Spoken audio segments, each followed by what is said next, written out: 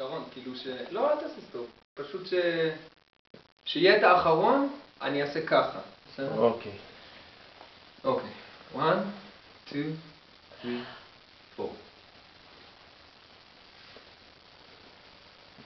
נסעתי בשדרות הרצל, תפסתי את הרמזור הירוק הראשון, זה שמול הפסל האדום. מי שנסע פעם בשדרות הרצל יודע שאם תפסת את הרמזור הראשון, אז יש לך גל של אור ירוק עד בית הכרם, ואם יש לך מזל אז עד לגן סאקר, ואם יש לך את היום הכי טוב בעולם, אז אתה תתפוס את הגל הירוק עד מרכז העיר. תארו לעצמכם,